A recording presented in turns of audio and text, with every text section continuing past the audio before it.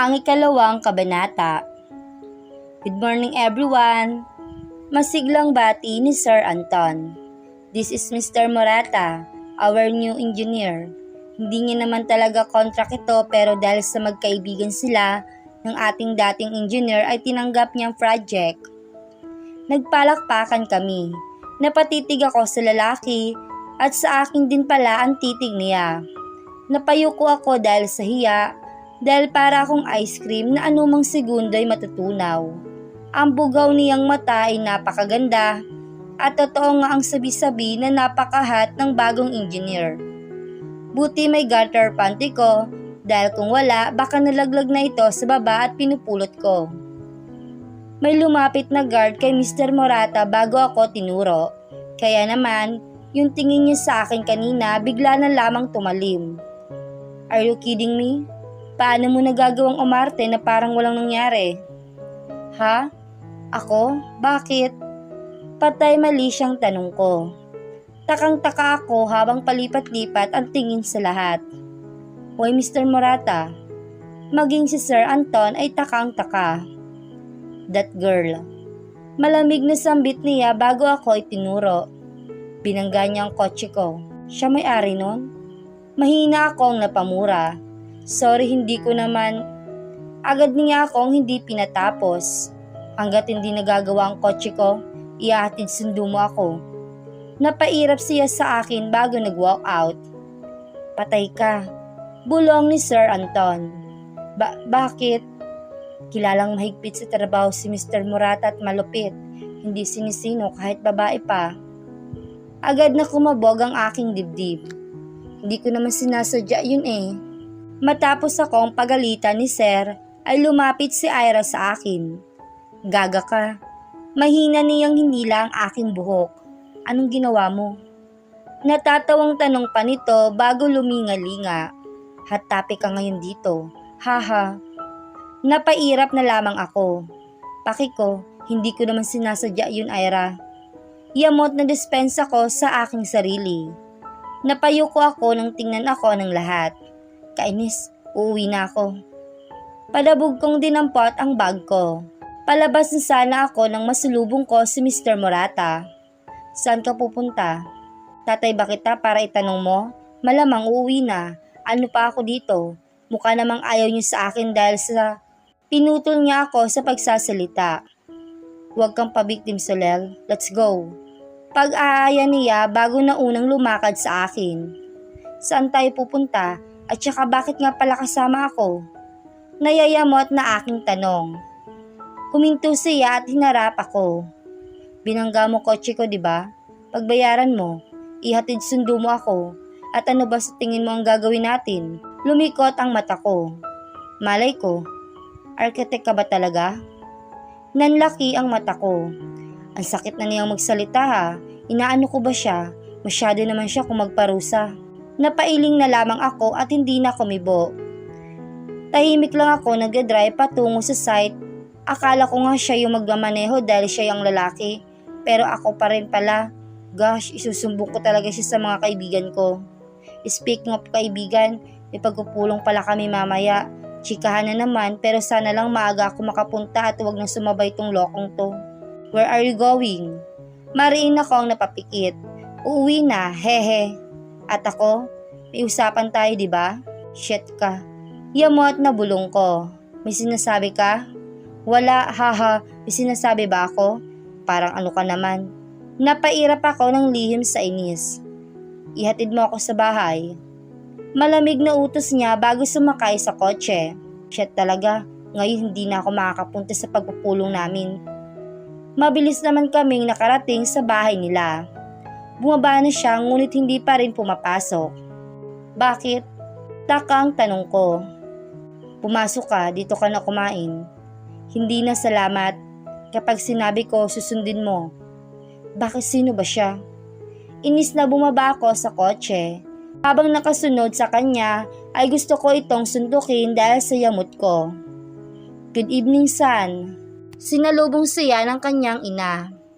Ginabi na kami dahil sa kaarte ng lalaking ito. Napangiti ako sa kanyang ina bago bumati. Magandang gabi po. Ikaw ba yung kasama din ng anak ko last day? Takang tanong nito na para bang minumukaan ako. Sus, I swear hindi ako yun. Ibang babae niya yun. Ngayon ko nga lang nakilala ang shit na lalaking ito. Hindi po. Si Celine yun, ma'am. Si Mr. Murata na ang sumagot. Itong babaeng to katrabaho ko. What's your name, iha? Sulel po. Nahihiyang sagot ko. Inaya ako nitong kumain, kaya naman wala na akong nagawa kung hindi sumunod na lamang. New girlfriend? Nasamid ako sa tanong ng kanyang ama. Katrabaho daw. Ang ina niya ang sumagot habang ako ay napainom na lamang ng tubig. Siya yung nakabangga sa kotse ko. Walang emosyong wika nito na ikinagulat ng magulang niya. I'm sure hindi naman niya sinasadya. Buti pa ang mami niya mabait. Nahihiyang tumango ako bago nagsalita. Yes po, hindi po talaga. Kita kong napangisi si Mr. Murata. Pasalamat talaga siya, iginagalang ko pa siya. Dahil kung hindi, baka binatukan ko na siya sa harap ng mga magulang niya. Totoo naman talaga na hindi ko sinasadya. Bakit sino bang gustong makabangga? Gastos na nga, abala pa. Matapos magapunan ay nagpaalam na ako. Lumabas na ako at akmang sasakay na sa kotse nang mapansing sinusundan pa pala niya ako. Napaharap ako sa kanya at napabuga ng hangin. May girlfriend ka na pala? Hindi ko mapigilang tanong. Sayang, bet ko pa naman sana siya para magbigay ng anak sa akin. Bakit siya? Dahil alam kong hindi namin magugustuhan ng isa't isa. Ngayon pa nga lang para na kaming aso't pusa. Ang tanging kailangan ko lang ay ang lalaking malusog at kaya akong bigyan ng anak. Si Celine? No, she's not my girlfriend.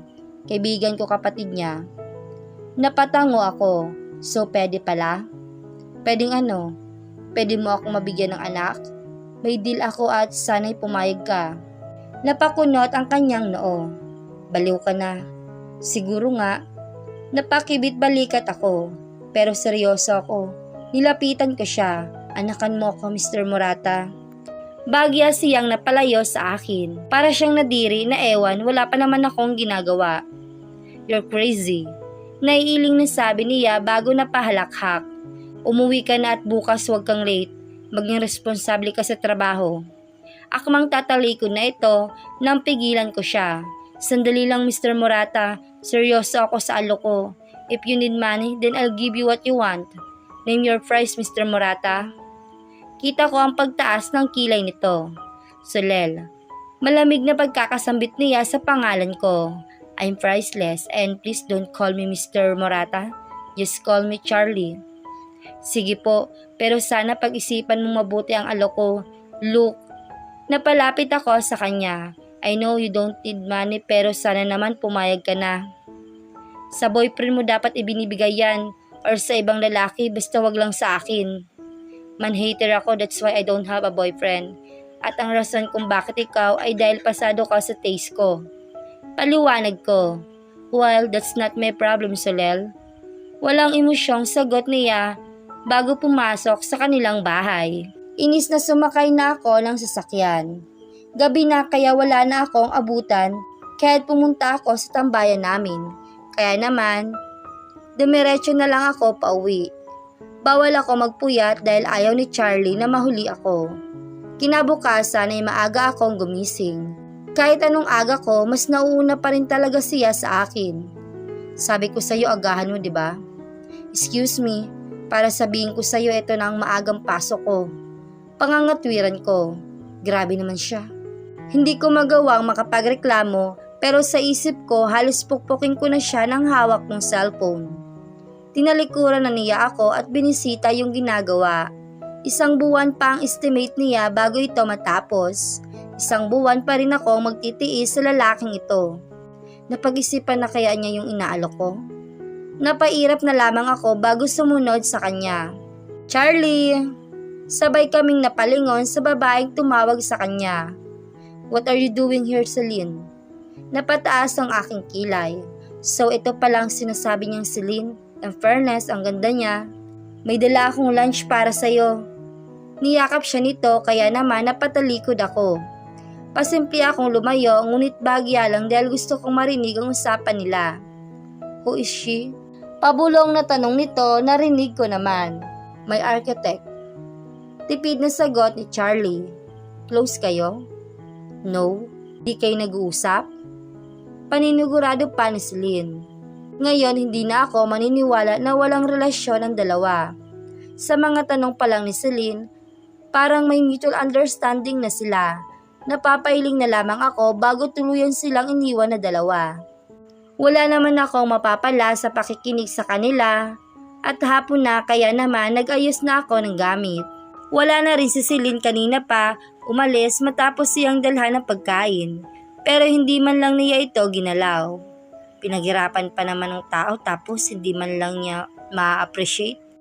Kawawang Celine, kung alam niya lang na nasayang ang effort niya. Ihatid mo na ako. Makautos sa akin na wagas. Akala mo kung sino, nakakashit. Pero ano nga bang magagawa ko? Kailangan kong pagbayaran ang ginawa kong kasalanan. Ano kaya ang mangyayari sa susunod na kabanata? At kung nagustuhan niyo po ang aking kwento, ay huwag niyo pong kalimutang i-subscribe, like, at pindutin ang notification bell para maging updated pa po kayo sa mga susunod pang video. Thank you and God bless.